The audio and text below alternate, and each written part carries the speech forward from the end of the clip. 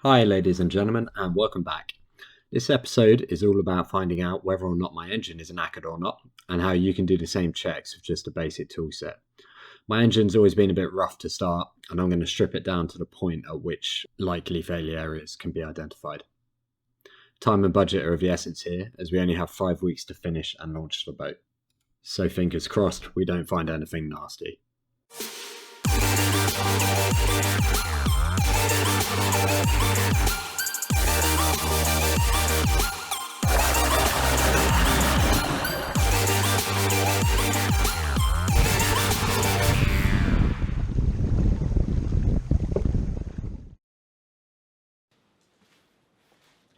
Okay, so here we are. I've got my Yanmar 1GM10 on the bench after a little bit of a struggle.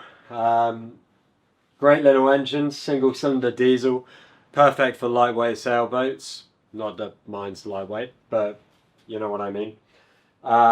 They're fairly old design, but they're reliable. They're reasonably fuel efficient. They make about 9.5 horsepower, so yeah, pretty ideal. The downsides to them, spares are expensive, or certain spares are, particularly these engine mounts, and they don't seem to last very long. This one was actually fresh out the pack. Admittedly, it's had been on the boat, so there's been moisture in the air, but it's already started to corrode. Most other spares were okay for them though. R1 has suffered from a bit of corrosion. I'll show you that more closely in a second. But other than that, it's in okay condition. Like most things with the boat, this is not going to be finished to any kind of gold standard. It's going to be done on a budget, but I will do the best I can with it. Yeah, to basically get it to a reliable state where it looks a bit cleaner, you know, and we don't have to worry about it. At the moment, the issue we've got is this thing, the starter motor doesn't engage first press of the button. It takes several presses to actually, get it cranking. When it is cranking and it's cold, it's cranking for a while before it starts up. Most of the time that isn't an issue, but I don't want to be in the situation where I'm on a lee shore, for example. There's rocks around, which is obviously fairly common in the waters we're sailing in, and this thing won't start when I need it to start. Obviously, that's a situation you try not to put yourself in, but it's always good to know that if you need the engine to fire up at any given point, it's going to go, right? So yeah, that's the intent.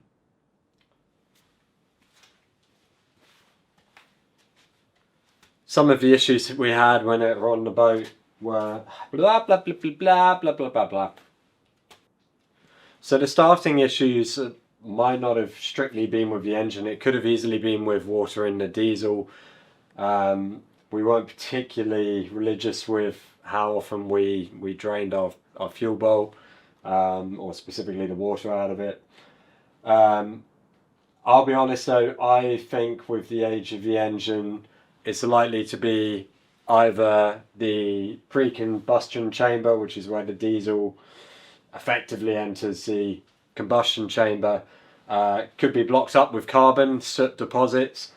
The exhaust valves on these do kind of get a carbon build-up on them, and eventually they can either not seat properly in the valve seat, which means you don't get good compression, which is particularly important for cold starting. So what I'm going to do is actually get rid of the diesel injector, take the rocker cover off, take the rockers off which open the valves, and then pull the head off and get a good look inside, see what we're dealing with. Depending on the condition of the exhaust valve, I might just replace the whole valve. They're not that expensive, like £15, but we'll see. Obviously, if I can save the one I've got and it's not in bad condition, then I'll just lap it, which is the process of smoothing the edge of the valve so that it mates with the cylinder head correctly. If it's in really bad condition, you actually have to have the valve seat, which is what the valve sits in, recut. And technically they're supposed to be cut with what's called a free angle cut, and there's no equipment in Guernsey to do that. But we'll deal with that when we get to that, and I'll explain more about why they have that when we get there. Okay, I can't find the big oil syringe thing, so I'm just going to crack on with the job. And if I have to drain the oil when I get to that point, I'll either use the sump plugs if I haven't found the oil syringe by that point. So that'll be fine. So first thing I'm going to do is disconnect the alternator electrically, and then detension it and take it off.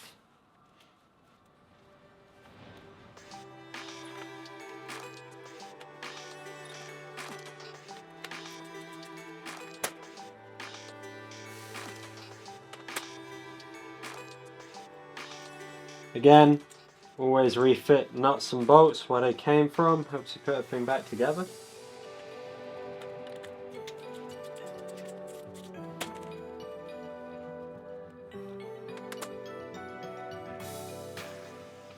Okay, we undo the tensioner.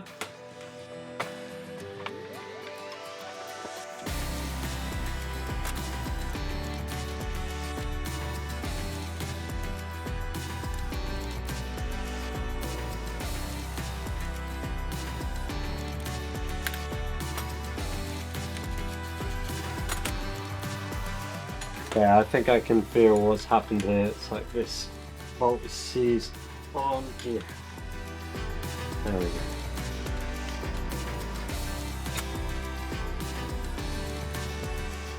It's in better nick than I thought, but still not brilliant considering how long it's been on.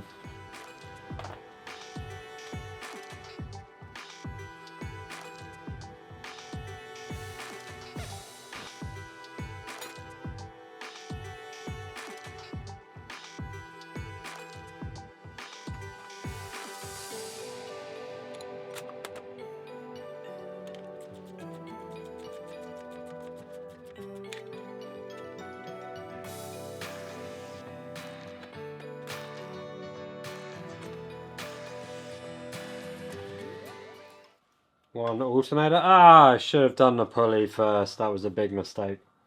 In fact, I might put that back on.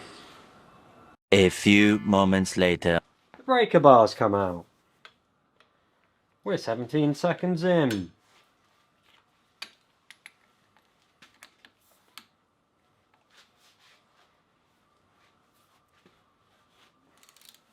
Predictable.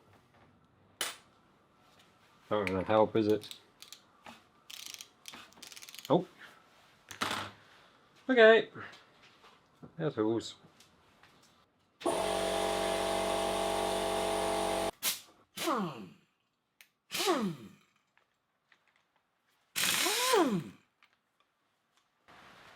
Air tools.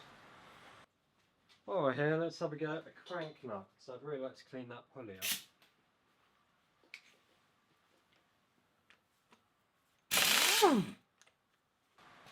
Cool.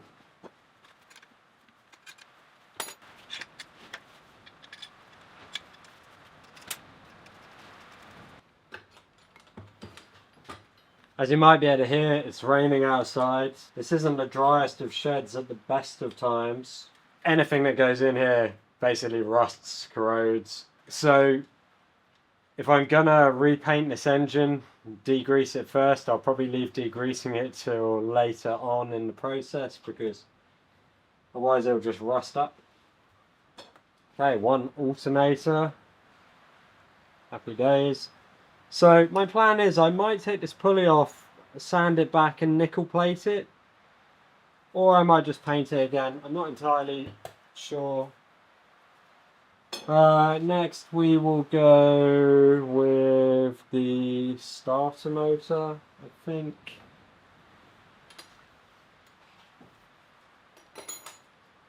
This is loose because we had to disconnect it on the boat. I took a couple of photos before I started,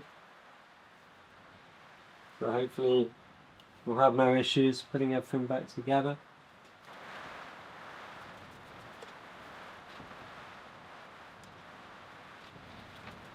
I'm actually getting rained on. You feel the rain hitting me.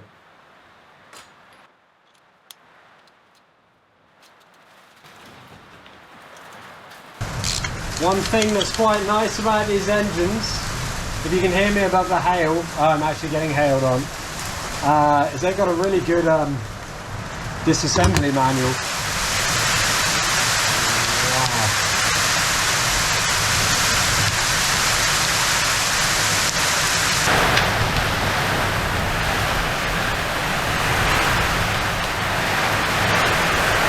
Brilliant!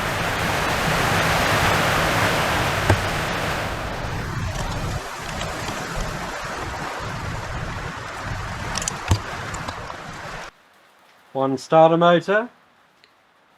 Looks good in places and looks pretty minging in others.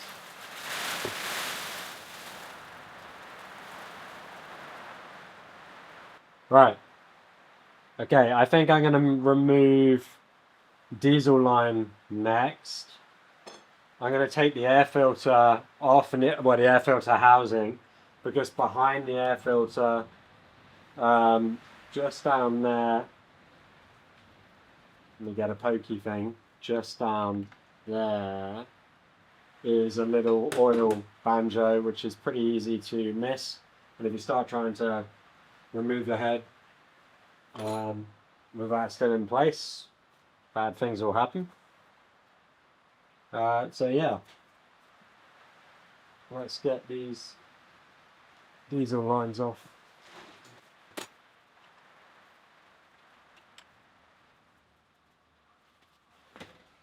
I've got no idea whether or not there's any pressure left in the fuel system, but I'm going to put the goggles on just in case. I don't particularly want diesel in the eye. I had petrol in the eye once. That really hurt. Really hurt. Yeah, not a fan. Would not recommend.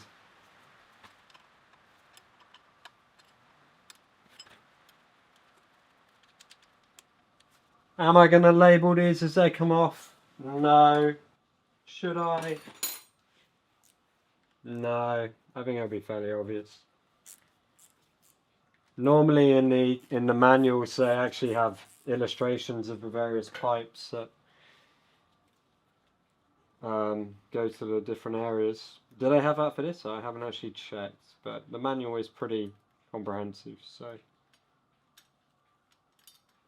I don't think I'll need that though. Should be fine.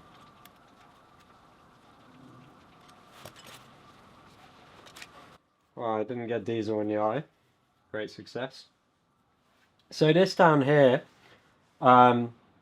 is the high pressure diesel pump. So prior to that, you've got this pump here, which is the lift pump, which does what it says. It basically takes fuel up to the high pressure pump, and then the high pressure pump is kind of the timing system that times when the diesel gets squirted into the pre-combustion chamber and in. So very important that the timing of that is accurate, and it does actually say in the manual how to check whether or not that's accurate.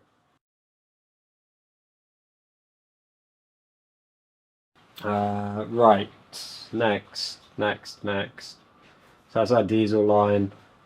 We'll get the air filter off. So this is my first time disassembling this engine in any way. Air filter, which I do actually have another video of me changing, but seems fairly worthless now. I thought this was dirt in here, but it's actually kind of this weird furry material, probably meant to capture dust and grit as the air gets sucked in at high speed. It will hit that, or it could be sound deadening for kind of air reverberations as the engine's running. Not entirely sure. Yeah, this is the first time I've worked on this engine. I have worked on a few car engines I've rebuilt. Renault 5 engines, Vauxhall Astra engines, done the Nissan Skyline RB26. Done that a couple of times for my sins. But this is my first diesel, and you know, it's a simple engine. It's the kind of thing anyone, I imagine, can work on with what looks like fairly simple tools. I haven't really had to use anything specialist yet. If I want to take that pulley off, it will probably need a puller. But that's a fairly inexpensive bit of kit. So basically one of these. This one's falling apart, but yeah, nothing too crazy. Okay, that's the backing for the air filter housing. The only reason we're really taking that off is to access the oil feed bolt that's on the back of the head. Although now this is off, I can see it's got a bit of surface corrosion on it. I might well give that a clean up. With regards to how far I'm going to go cleaning the engine up, I don't really know. I mean, most professional marine engineer workshops, the engines that come out of those places when they refurb, they're always fully repainted. It always looks really thick. And I understand why they do that, because you can see the corrosion that happens to the factory coating. But I'm always wondering what is under all that paint. I'm always wondering how well cleaned up it is. Or whether or not it matters, I don't really know. But I don't really know. I mean, coming from more the automotive side of things, I've not really seen the equivalent done to such a heavy extent. I mean, marine engines, people paint everything, you know. But well, this, you can see there's silver paint on the on this electrical sensor wire. Yeah, crazy. Might try and take that exhaust off.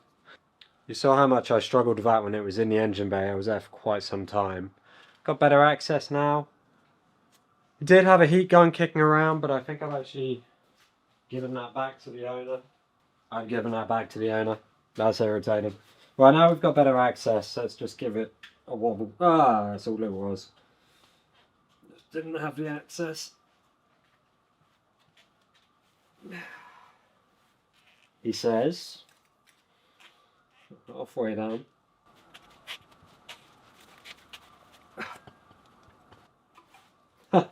That's the answer then, I'm just weak. Right, there's the pipe. When we replace this, we use this 1.75" pipe. It's not actually right, I don't think. When you look at the pipe that comes off the back of the silencer box, it's smaller. I think it might even be metric. Let's get this water bypass line off.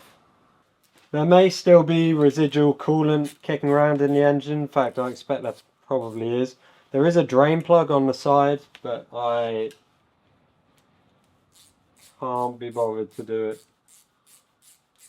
because I don't think I could easily slide something under it to actually catch what's going to come out. Anyway, right, that's done. I'm going to take the exhaust elbow off, I think. Yeah, I am, because I want to give it a good inspection. Does mean buying a new gasket, which is slightly irritating. But it'll make handling the head hopefully a little bit easier as well. Right.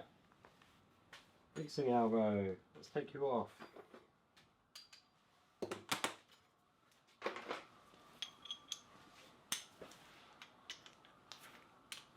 $13mm. French love 13mm. When I used to have a Renault 5, everything on that. 13mm.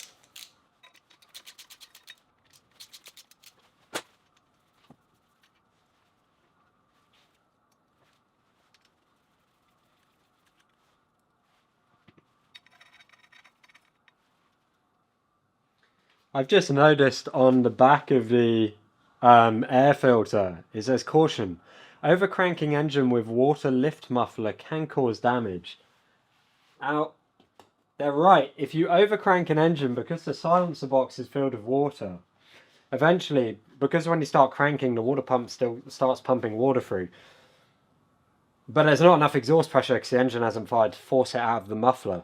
It can kind of come back up the exhaust tube eventually and then into the cylinder head, and then you hydrolock your engine and you're in trouble. And I just find it hilarious that the warning is written on the air filter, the top of the engine. I mean, I don't think many installs can see the top of the engine during that process. It just makes me laugh. Ah.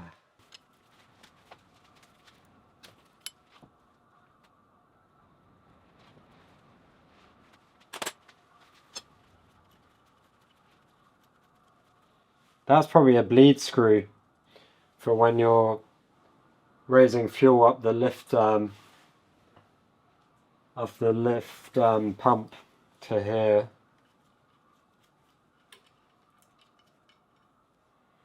I've heard those lift pumps are very, very slow. But there we go, let's release that.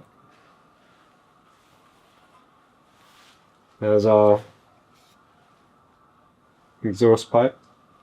They have both this outer part of the exhaust where cooling water flows in through here and out. And they have this inner bit, which is your actual exhaust.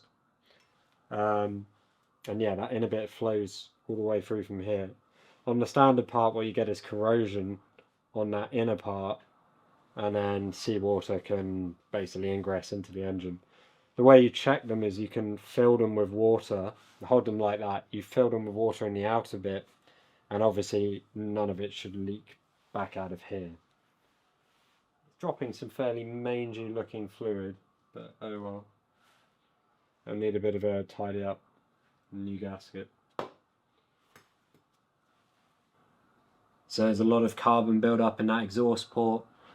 It's difficult to tell without knowing the profile of the port, but it looks like there's some big lumps of carbon. So that will be sapping power. So that's a good find. Kind of, you know, when you find stuff like this, you don't feel like you're wasting your time quite as much. That did need to come off, actually, because if this was still attached, I wouldn't be able to remove the head. And I want to remove the head because principally I want to check the condition of the combustion chamber, the exhaust valve, which is a real culprit for kind of carboning up.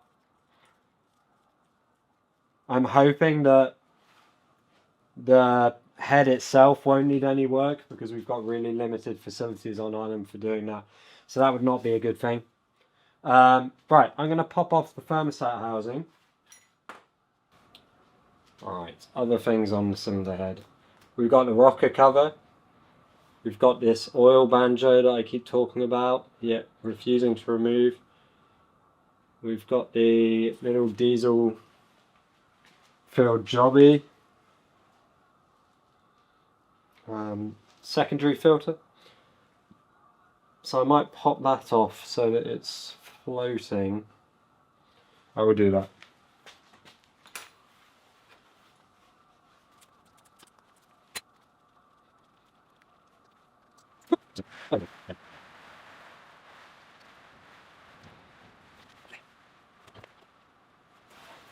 Okay, I'm going to undo this oil line.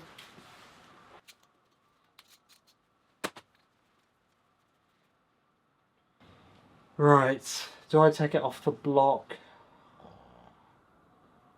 Probably should. This is getting more extensive than I wanted it to. The thing is, that oil line looks good.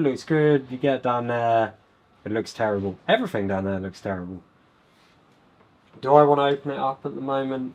Have another bit kicking around? Not really.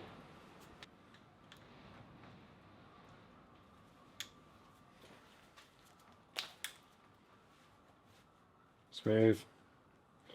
Not too bad inside though. Not too bad at all. That's very good.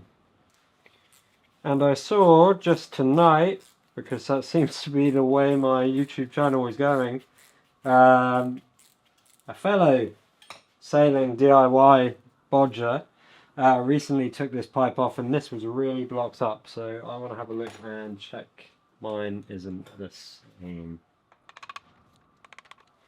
Right.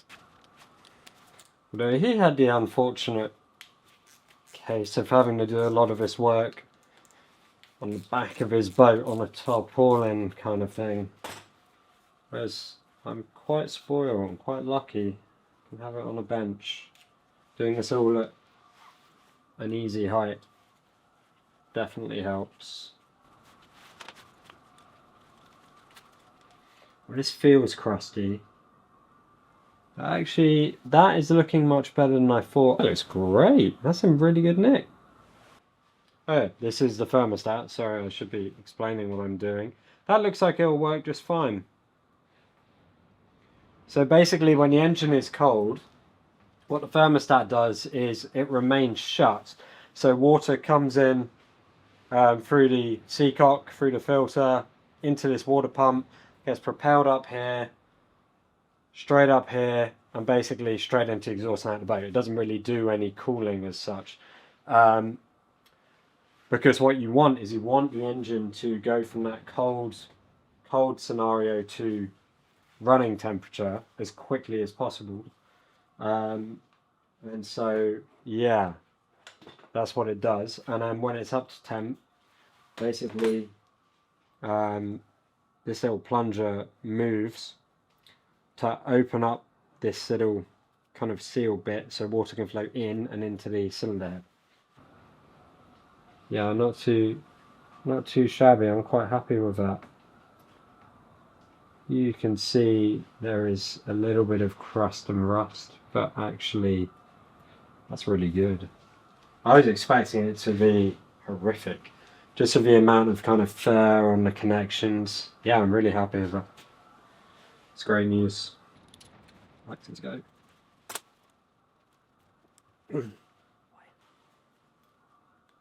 Ah! Oh. Right then. Now we're getting into the goods. So that is gunked up pretty hard. And actually you can see in that pipe it's not looking great.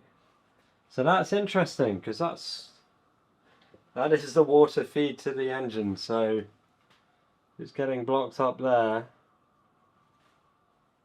Not great. Oh well. This is the thermostat housing. That's not actually too bad. That's the path coming in. That's it going back out when it bypasses the thermostat. Not unhappy with that part. Just the rest of it really. I will probably... Well, I'll definitely flush the engine. Whether or not I'll flush the engine by running it up and letting it naturally warm up and flush, while running a kind of acidic or cleaning solution through it, or whether or not I just pump a cleaning solution through it, I don't know yet. Not sure. Haven't really thought about it. Anyway, the big moment. Let's get this rocker cover off. This is where it all gets fun. I say fun. You know what I mean. 12 mil.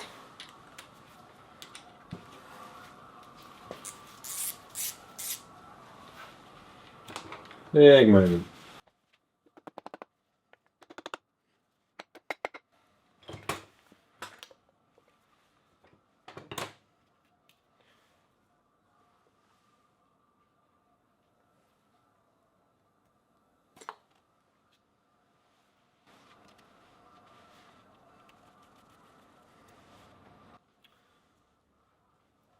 So this is a pushrod valve engine, and what that means is you've got a cylinder head here.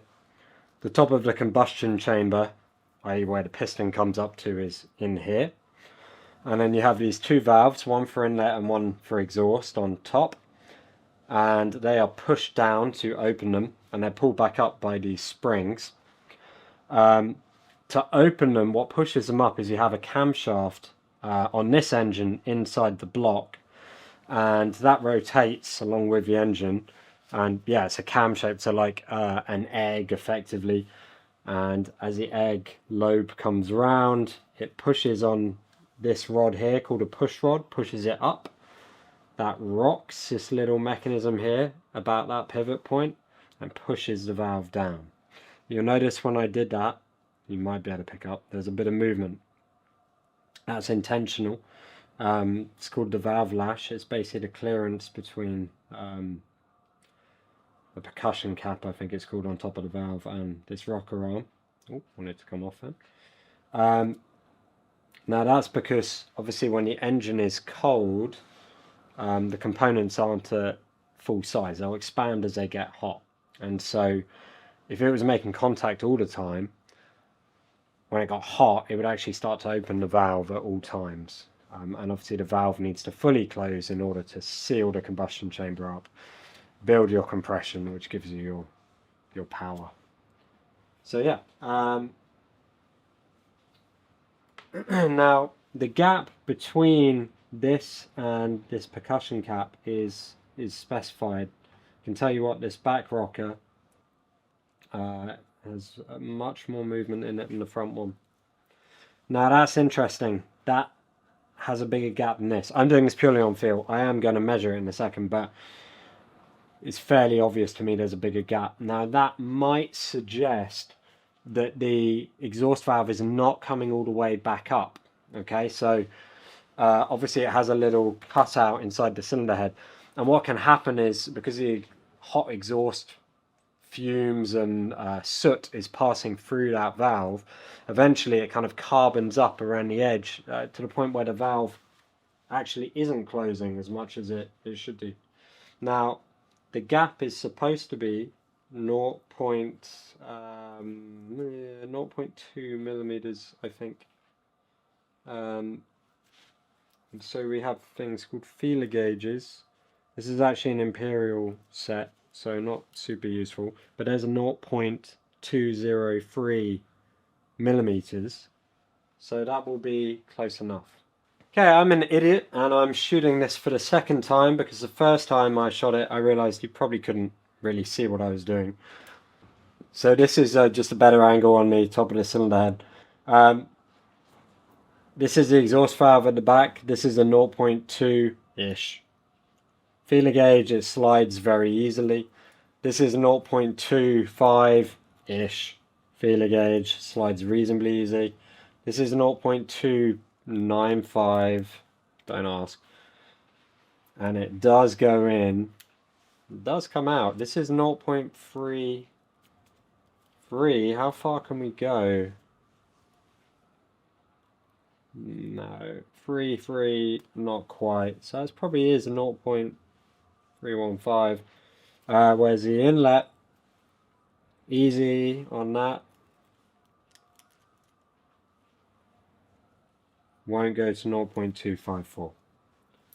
So we're almost in spec on the inlet, and we're at least 50% out of spec on the exhaust. Should be 0.2 millimeters of lash.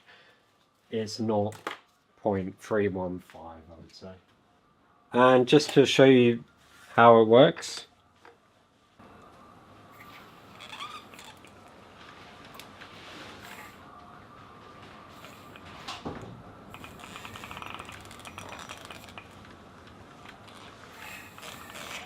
I should have said that these valves need to be fully open when you do that measurement.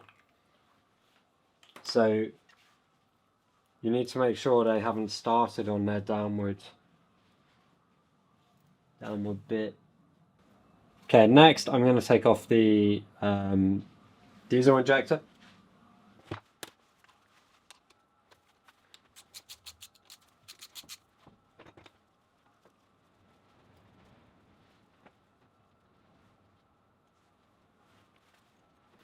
I'm not going to take diesel pump off. I'm going to take the cylinder head off. So we'll start by removing the rocker arm assembly.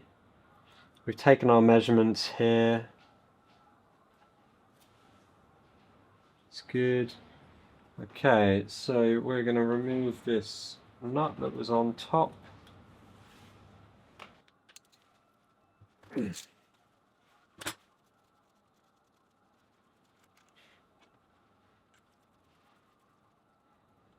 Okay, there's an order for doing the cylinder head bolts up, and there's an order for undoing them.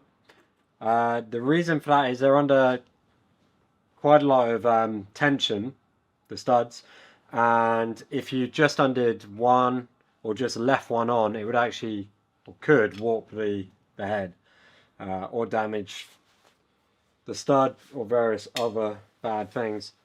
So the pattern is, number 1 is over here. Just gonna break it off slightly. Number 2 is here. Number 3 is here. So normally when you're doing these up, I think you do them up in 3 stages. But basically, you just want to take your time with it.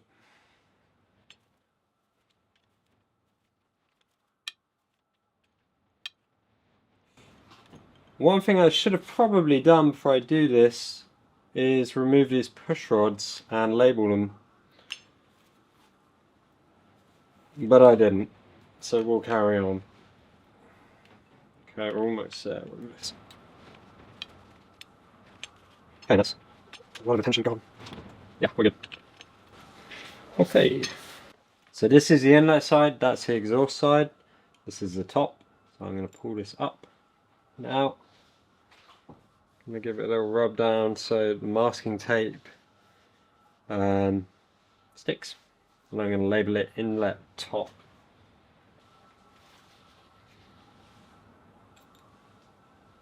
Cool, okay, we're good to go.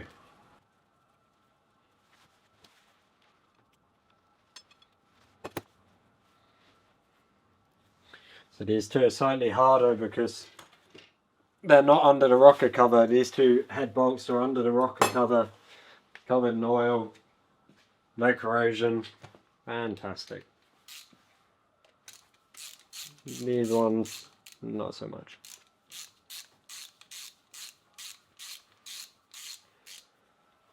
I'm really hoping the cylinder head's in good condition because they're very expensive to replace. I'm under a fair bit of pressure from the co-owner of the boat to get this job done and not to spend any money on it, and so I really just need this to be good.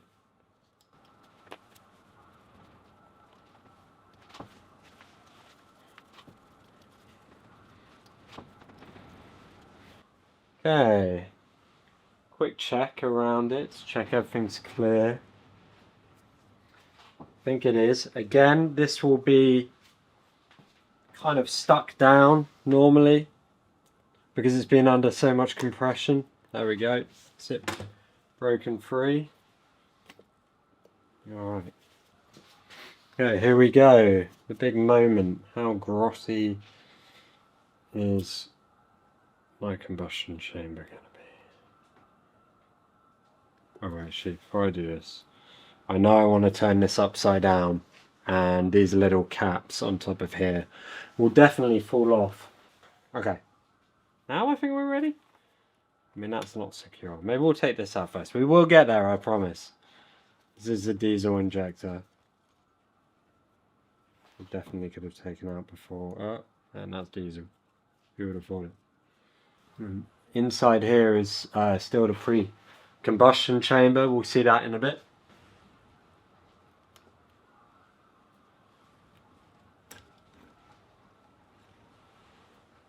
Okay.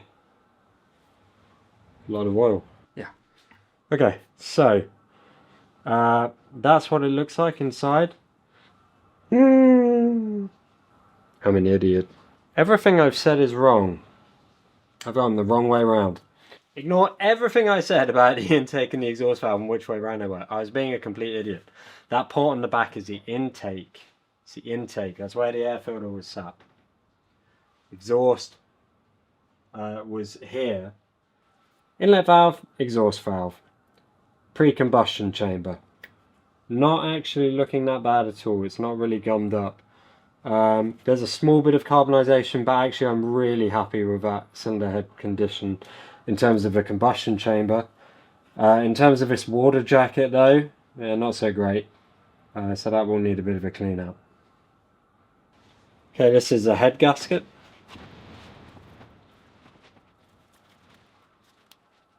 If I'm lucky it will come off without completely crapping itself. It seems to have slightly crapped itself. Oh well.